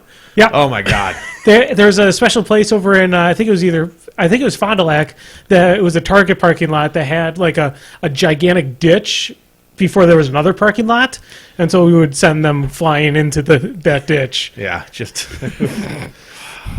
small town fun made easy. Before Jackass existed. Yeah. Yeah. couple Yeah, of thank God nobody was jackasses. riding any of the shopping carts. Yeah. I'm surprised we didn't get to that level. Yeah. Oh man, it was You're- dumb fun. I don't think I was working at Walmart yet at the time when you got called in for We worked third shift. I swear I told the story once. We We were have, working probably. third shift, and we came back one night, and it was really foggy out. And for whatever, normally when Walmart closed a second shift, someone would put all the shopping carts away. Sure. But for whatever reason, nobody did it this night. So we're coming into work, and it's just filled. I'm like, well, fuck it. I just accelerated, and flew through the parking lot at full speed, just hitting like 30 shopping carts. And I park and go to work. I come in the next day, like, Brian, can you come back here for a minute? And they're like, they thought it was somebody else. They were like ready to yell at it and get someone else in trouble. And they're showing me the video, and there's my car in like the one frame every 5 seconds. So you see the car moving, and suddenly it's carts here, and then it cuts forward another like 3, because it's terrible footage, but it's just enough to see this car that they can't quite identify just destroy the parking lot. Well, yeah, that was me. They're like, what? I'm like, yeah, sorry. Sometimes they just ram shopping carts. So I got sent home with a thing. I got a. Oh, yeah, Walmart, think about it. It was like you go home. It's a 1-day suspension with pay. Think about what you did and come in tomorrow and we'll have a talk about it. And the guy who came with me, like, well, you should go home too. You're not suspended, but you came with him, so we know you probably work in a bad attitude. So you go home with pay too. He's like, okay. So we just go home. I come in the next day and I apologize. I was very humble. I got promoted like 6 months later to like a department manager. And then you rammed every shopping cart in the parking Well, lot I was at a very good Celebration. employee. They were very confused that I just decided to just destroy according to a bunch of their. Look, each of those shopping carts are like $1,300 and blah blah blah blah blah. I'm like, I don't believe you.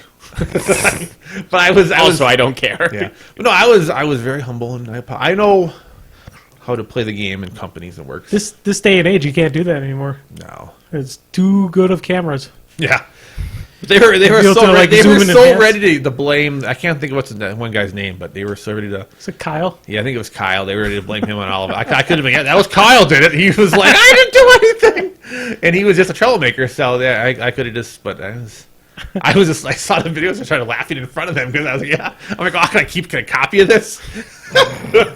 This is a prime shit right here. Zappity. Grumble. Now we don't have any more Zappity Grumbles, so we're off to recommendations. Recommendations. I have a generic recommendation. Obviously, I think it's general to say people like to watch comedy shows on, like the comedy specials occasionally on Netflix or whatever, HBO. I've seen 2 lately that I thought stood out more than others. TJ Miller's came out Son of a last bitch. night, and that was pretty hilarious. TJ Miller is just funny as fuck. Who you might recognize as the friend in Deadpool. Yes, or also he is The one good part of Urlock. Transformers 17. he's Urlacher in what's the show called? Urlock, yeah. I can't. Erlich. Actually, it's Erlich. It's Erlich. Erlacher. He's, Yeah, I know. It's Erlich. he's not a linebacker for Silicon Valley. the Bears. So his comic special was on last night. It's just hilarious. And Hassan Minhaj, which I'm terrible with names, and I know it's an Arab name. I'm not being racist or terrible. Hassan Minhaj. Yeah, I said it right almost, didn't I? Almost. Oh, I was close. I'm just terrible with names. Hassan Minhaj. His special was probably the best comic special I've seen in a while. I mean, T.J. Miller's was fun, but Hassan's was just stellar. He's one of the reporters on the He used Daily to be Show. a Daily Show, and he tells like it's an hour long. It's a comedy special, but he just tells stories about his life for an hour and a half, and it's so good. And I think that's one of the best comedy specials I've seen. Did you ever watch that Mike Birbiglia one I mentioned like 4 years ago? I have- The My Girlfriend's Boyfriend? I have watched a bunch of his stuff. I don't know if I saw that Okay. particular one, but I have been watching a lot of his comedy specials. Some of his really, really old stuff I don't like as much as his newer stuff, but he's hilarious. Yeah. But Hassan Vajaj, Hassan Minaj. Yeah. Menage a Trois. He is amazing. I think it's probably the best I've seen. But Mike Biggly is fucking hilarious too. So I can't diss him, but I can diss his name because it's got too many B's in it. Birbiglia. Birbiglia. Yep, that's it exactly. Every letter is a B. It's just He is funny as fuck. I don't know if it was either that episode or not. I mean, I did see a couple of his specials, and one of them blew my mind, and maybe it was that particular one. But you did mention him, and I can't remember all the specials I watched. The big finale in this one is him talking about he got hit by a drunk driver, and the cop filling out the form filled it out wrong, and so the cop, according to the form, he had teleported into the other car and hit himself because the form had him driving both vehicles, and so then the cop refused to admit that he filled it out wrong. So the cop was yelling at him for refusing to pay a fine for hitting himself while drunk driving in a different car than the car that he was driving, and there's a whole thing about that. And he brings out like a laser pointer and a big display of the forms on the yeah. And that's his tone and he's just telling stories, right? Yeah, just so dry. But also Hassan Chop. Yeah, because Hassan and TJ Miller are both. Hassan, if you only have to watch one, I would recommend the Hassan one. But TJ Miller's fucking ridiculous too. He's just fucking. He's like a laid back ridiculous, which is I think is part of his charm. Mm-hmm. He's like middle America ridiculous kind of. He's the pothead that you've always known. Yeah, it's just. He's a functioning pothead. Yeah.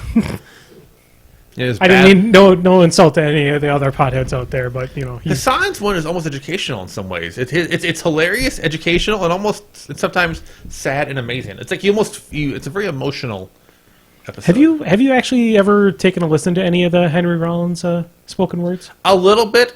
I like it, but I also hate it. And it doesn't make any sense. Henry Rollins' spoken word is very fascinating. He's exceptionally They're not well-spoken. comedy shows. No, and I know that's fine. I mean, he says a lot of very interesting points, but something about it rubs me the wrong way a little bit.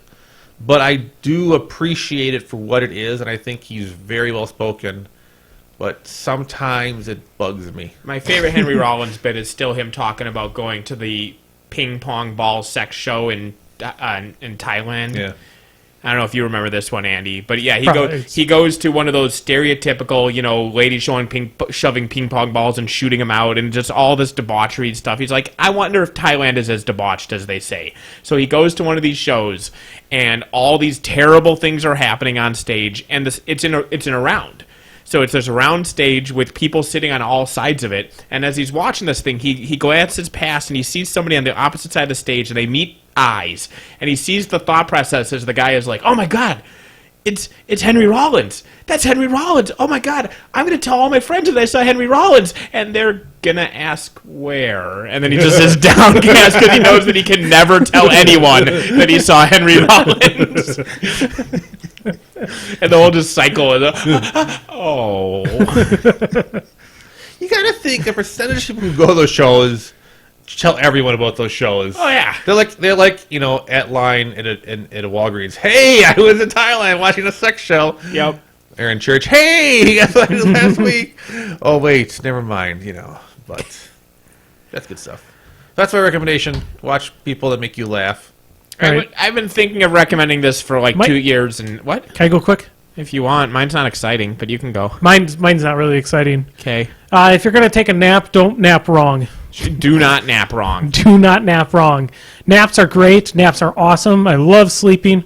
So fun, but don't nap wrong because now my arm doesn't work. Yep. And the older you get, the more likely your arm's just never gonna work again. Yeah. You pinched a nerve. They don't bother fixing that now. Like I slept on my shoulder wrong, and I was feeling good all day, and then I took Nate out for his belated birthday dinner, and the whole time I was like, I can't eat. My arm hurts so much. So funny thing about Nate, that's good advice. Nate's birthday was last week, and he went to Outback Steakhouse for his birthday. And I knew it was for his birthday, but it was a time I just couldn't go. I had things going on. It was a bad time for me to go. But you invited like the Shades and some other people, and they're like, well, they had no concept it was for your birthday. They just thought you were going out. I was like, well, it's a random day. I didn't put the. Yeah. Then I asked Katie, they like, all hey, you followed want to come for afterwards. dinner? And Katie's like, we're trying not to eat out. Yeah. I'm like, oh, okay.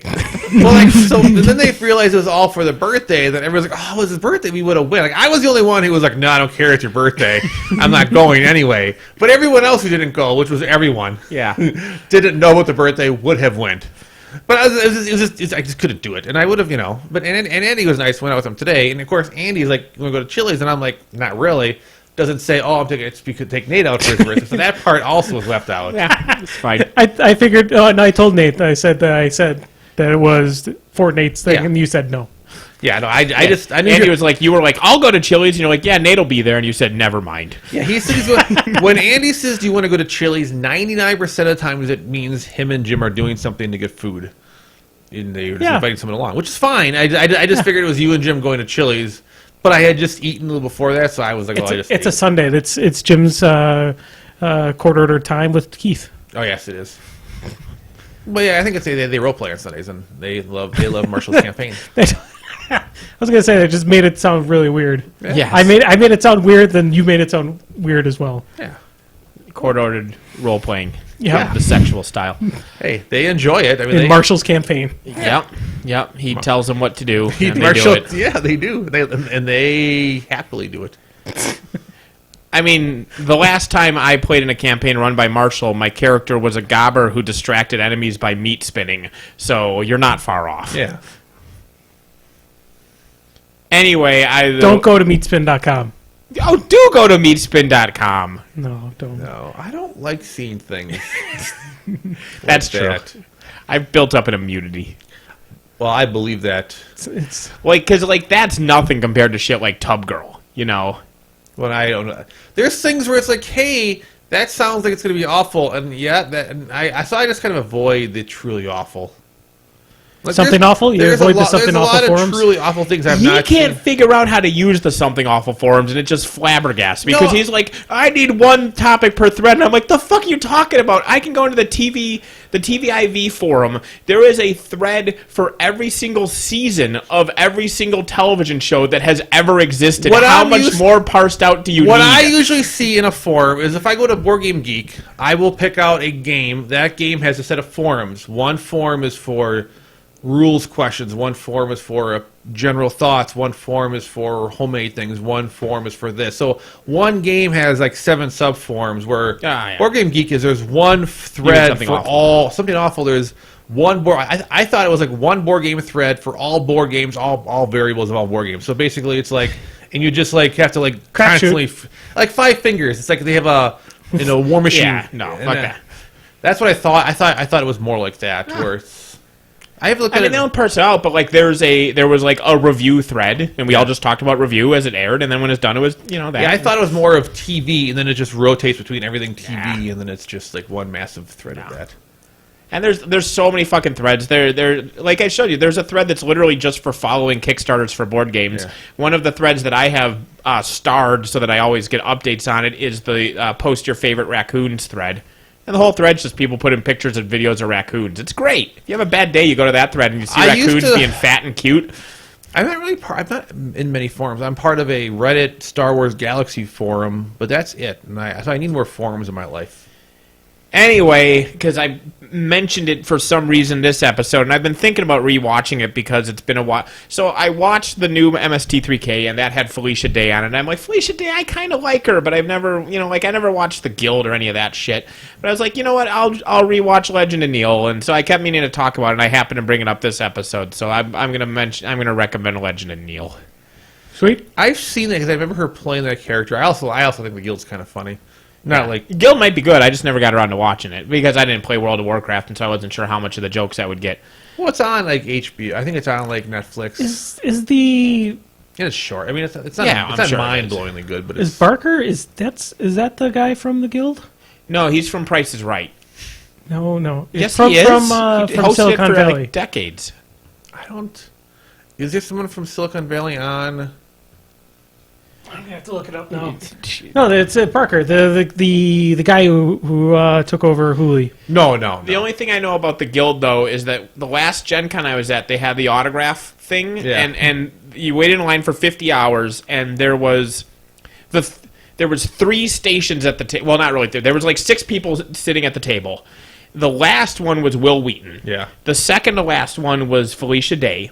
And then before her was everybody else in the guild. Yeah. And every person would wait in line for an hour, walk past all of those people to get Felicia Day's autograph, and then Will Wheaton's and leave. Like, nobody bothered to stop for the rest of the people. Which had, for those people, that has to be so demoralizing. I could see 1 or 2 people stopping once, but yeah, you do and that happens every year at those autograph booths. So they put like